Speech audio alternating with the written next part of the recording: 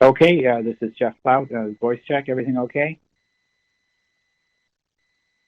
We can hear you. Okay, why don't we go to the next slide?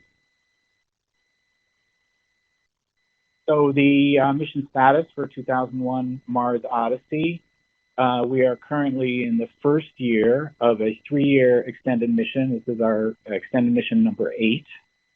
The spacecraft and the mission operations on the ground are all green across the board.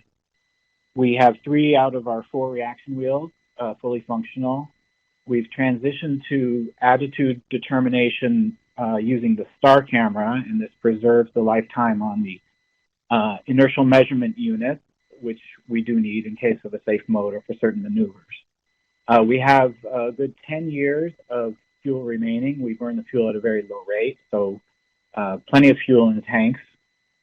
The local mean solar time of our orbit is at 6:45 a.m. and p.m., so this is an early morning, dayside, and post-sunset PM orbit, and we're the only orbiter that sees this time of day consistently. We've been in this orbit for several years now. The instruments are operating nominally, really with no degradation, and this includes, of course, the Themis infrared and visible camera and the 2 neutron detectors that are part of the GRS suite. Of course, the Odyssey is a major component of the communications infrastructure at Mars. We have generally about 2 contacts per day with InSight, as Bruce mentioned, and we do support Curiosity when needed on a about once-a-week basis. So despite all this good news, there's sort of a cloud hanging over our mission. We were surprised in February to see that if the president's proposed budget were enacted, the Odyssey mission would have to end this calendar year, really in the next few months. And this was despite the fact that the senior review gave Odyssey a very favorable review and recommended actually an increase in our funding over the proposed level. Our current guideline level is $11.7 million. That's what our funding level is this current FY 2020. Next slide, please.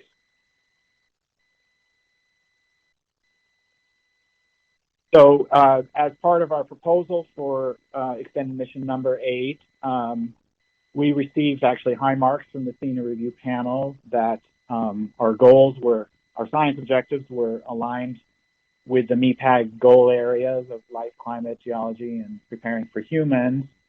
And in the life area, we're focused on habitability questions and climate, looking at the cycles of the various components, the volatiles and the dust exchanging with the atmosphere and the surface. In the area of geology, of course, Themis does a great job of mapping and determining thermophysical and compositional geomorphological properties, and we use the neutron detectors to monitor the radiation.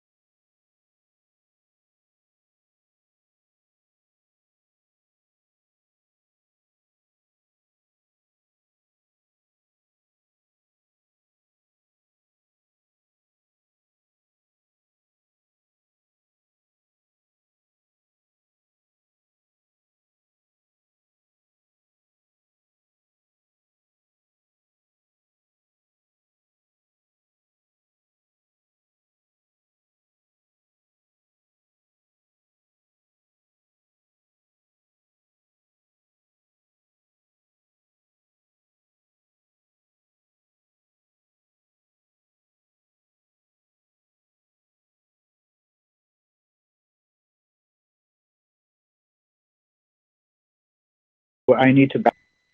No, I think they caught you pretty quickly. Okay, we're back online. All right, you can hear me again?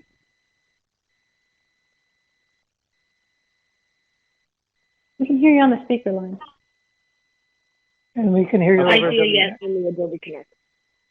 Okay, great. Okay, so the unique aspects of Odyssey are the thermal infrared camera capability of THEMIS, and of course those data are used to determine a lot about the surface composition, thermal inertia, which can inform about grain size, induration, and other properties of the surface. THEMIS also contributes to this long baseline record of the climate history, which will reach 20 years if we continue into our extended mission number 8. And the neutron detectors also are used to record the coming and going of the carbon dioxide on the ice caps on the winter poles and the radiation space weather. Also, just as a reminder, the time of day of the orbit is a really interesting, especially this morning day side time of day when we observe frosts and fogs and clouds and some other interesting phenomena. Next slide, please. So just a couple of science results quickly. This page is from Mike Smith from 2 recently published THEMIS papers. You see the 10-year record of atmospheric temperature recorded by THEMIS in the upper panel. And you know what jumps out, just looking at the colors, you see this repeatable pattern, which is a feature of the current Mars climate as we observe it. But then you also see, especially in red, the variability from year to year. The red representing the large dust storm years, most recent being the 2018 event. And in the lower left, this is an interesting way to look at the THEMIS atmospheric data as a function of season and local time. And as the Odyssey orbit has drifted in local time from earlier to later afternoon times, that's what's portrayed here, you can see that the water ice optical depth really changes, and there's a rather dramatic increase in the optical depth in these post-sunset hours that we've seen over the last few years in the current new orbit. Next slide, please.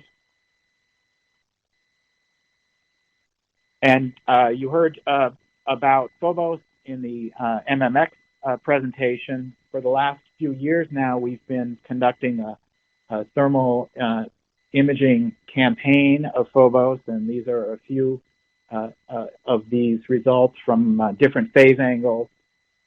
We've also just in the last few months recorded a few additional observations of Phobos in eclipse, so cooling down from full sun to no sun, and then as it warms back up again, which allows us to sense different levels in the regolith, the thermal response in the regolith. And these observations are helping to constrain composition, the regolith properties, and address the question of the origin of Phobos. And these data are of great interest to the MMX folks. Next slide, please. So finally, what is the impact if the Odyssey mission were to end? Well, of course, the scientific investigations would come to an end, and this includes the THEMIS visible and IR observations of the surface, the atmosphere, and Phobos, and the neutron detectors observations of neutral and also charged particle fluxes. Those would also come to an end. You know, and this would be a sad outcome, but it's worth remembering that this is also about people and about ongoing research projects at various institutions around the country, including graduate students, undergraduate students who are supported by Odyssey funding.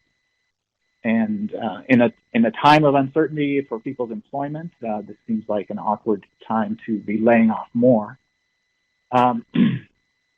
Also, there is a a chunk of the funding from Odyssey support of Themis at ASU that goes, of course, to the Planetary Data Systems subnode that hosts the Themis data, but also the JMARS data analysis tool and these widely used Mars image data retrieval tools that many of you out there in the community use at the ASU websites.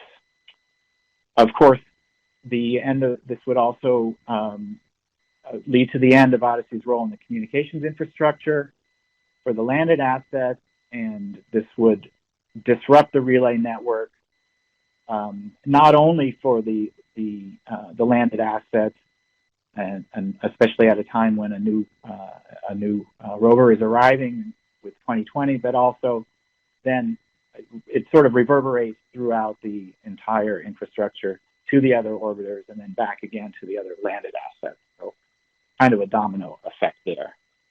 So we're hoping there's a consensus in the community and in the MEPAG group that the Odyssey mission should continue. And I encourage you to let the decision makers know your opinion on it. Thank you.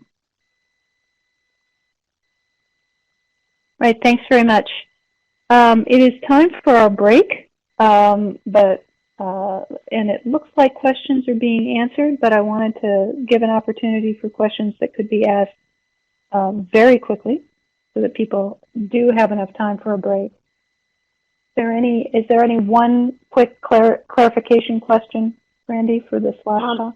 I don't think so, Eileen. I think a lot of the comments are going to be on the budget situation that we will talk about during discussions in the second period. Okay, that sounds good.